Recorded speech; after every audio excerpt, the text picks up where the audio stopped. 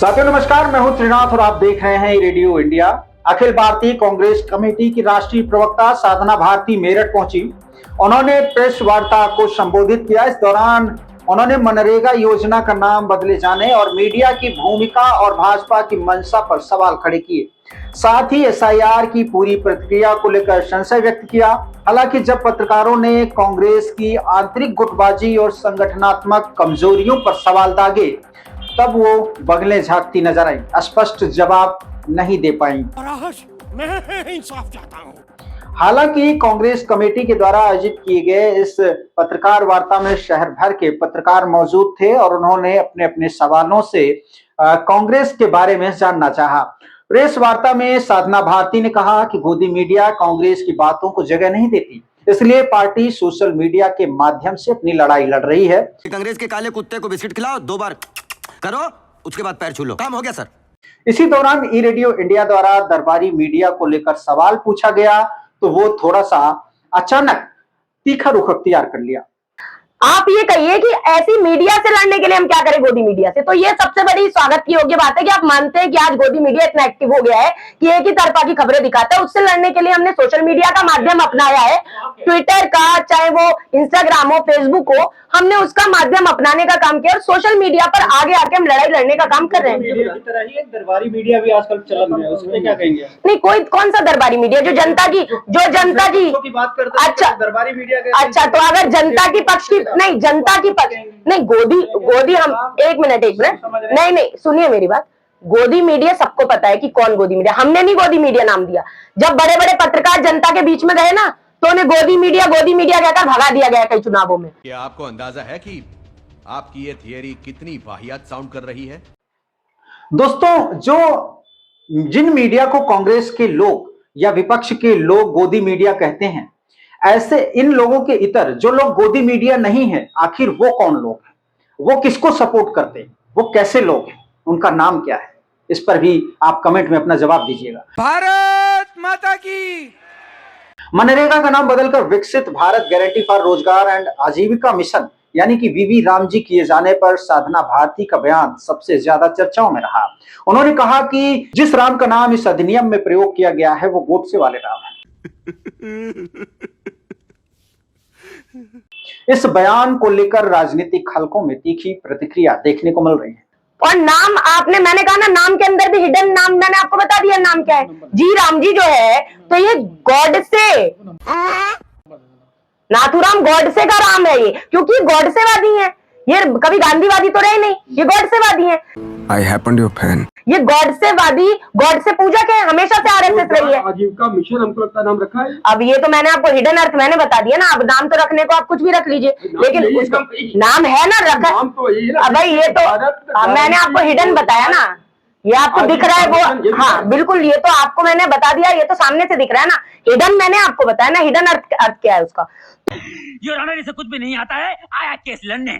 पत्रकारों ने जब पूछा कि वर्ष 2005 में राष्ट्रीय ग्रामीण रोजगार अधिनियम बना और 2009 में कांग्रेस ने ही इसका नाम बदलकर महात्मा गांधी राष्ट्रीय ग्रामीण रोजगार अधिनियम कर दिया, तब आखिर इसका क्या असर पड़ा? क्या ये नाम बदल जाने से जनता के लिए कुछ अतिरिक्त लाभ मिल गया या जनता को कुछ बेहतर परिणाम मिले? इस बात पर, इस सवाल पर वो कोई ठोस जवाब नहीं दे पाई। कोई योजना अगर इतने दिनों तक एक नाम रहा, आपको नाम बदला, इसको लेकर के आप क्या सोचते? नाम तो हर सरकार बदलती रही। अरे एक तो बात, हर सरकार मैंने इतनी बड़ी बात मैंने सबसे पहले इतना बड़ा मैंने सबको समझा दिया कि खाली नाम नहीं बदला गया, उस योजना को पूरा खत्म करने का काम कर दिया गया है। ये सबसे बड़ी बात है ना। और नाम मैंने कहा ना, नाम के अंदर भी हिडन नाम, मैंने आपको बता दिया नाम क्या है। राजनीतिक विश्लेषकों ने भी सवाल उठाया कि भाजपा सरकार द्वारा नाम परिवर्तन पर कांग्रेस की आपत्ति क्यों है, जबकि पूर्व में स्वयं कांग्रेस सरकार ने योजना का नाम बदला था। ओरी बाबा। वहीं जब साधना भारती ने भाजपा पर आरोप लगाया कि सरकार जन कल्याणकारी योजनाओं के नाम बदलकर उनको अपना बना रही है, जनता के बीच में भ्रम फैला रही है, ये वही योजनाएं हैं जिनको कांग्रेस ने अमली जामा पहनाया था, उन्हीं का नाम भाजपा के लोग बदलकर अपना नाम कर रहे हैं। इस दौरान उन्होंने राष्ट्रीय राजनीति पर भी बात की। साथियों, 2014 में कांग्रेस 44 सीटों पर थी, 2019 में 52 और 2024 के लोकसभा चुनाव में 99 सीटें मिली थी, जिसे कई विश्लेषकों ने कांग्रेस की वापसी माना। संविधान, आरक्षण, महंगाई और बेरोजगारी जैसे मुद्दों पर कांग्रेस ने भाजपा और एनडीए को दबाव में जरूर डाला है, लेकिन इसके बावजूद दूसरे राज्यों के विधानसभा चुनाव में पार्टी को लगातार हार का सामना करना पड़ रहा है। इन हार की वजह से भी लोग लगातार कांग्रेस के राष्ट्रीय जो पदाधिकारी हैं उन पर सवाल खड़े कर रहे हैं और कांग्रेस के जो कर्ता धर्ता है यानी कि राहुल गांधी जी, उन पर भी सवाल उठाए। हरियाणा, महाराष्ट्र, झारखंड और जम्मू कश्मीर जैसे राज्यों में कांग्रेस का प्रदर्शन कमजोर रहा, जबकि कई जगहों पर वो सहयोगी दलों के सहारे टिक पाई।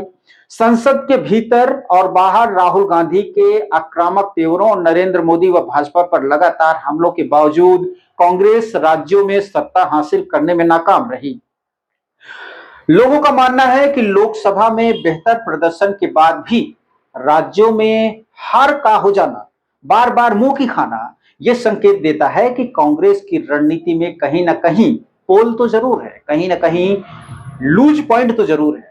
सवाल यह भी है कि क्या कांग्रेस केवल केंद्र की राजनीतिक तक सीमित रह गई है या फिर संगठनात्मक कमजोरियों और आपसी फूट उसकी सबसे बड़ी बाधा बनकर सामने आ रही है।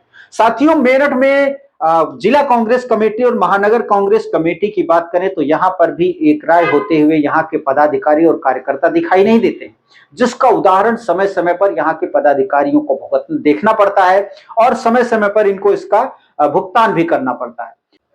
तो दोस्तों, आपकी राय आखिर क्या है? कांग्रेस बार बार अपने मुद्दों से क्यों भटक रही है? क्यों जनता को अपने मुद्दों को ठीक तरीके से संप्रेषित कर पाने में नाकाम साबित हो रही? अपनी राय कमेंट बॉक्स में जरूर दीजिएगा। ये वीडियो आपको अच्छी लगे तो शेयर कीजिए दोस्तों में, और हमें फेसबुक पर देख रहे हैं तो फॉलो करें। इसके अलावा यूट्यूब पर सब्सक्राइब कर सकते हैं। हमारी वेबसाइट eradioindia.com पर विजिट कर तमाम तरह के राजनीतिक विश्लेषणों को पढ़ सकते हैं, सुन सकते हैं और समाचारों को देख सकते हैं। बहुत बहुत शुक्रिया। नमस्कार।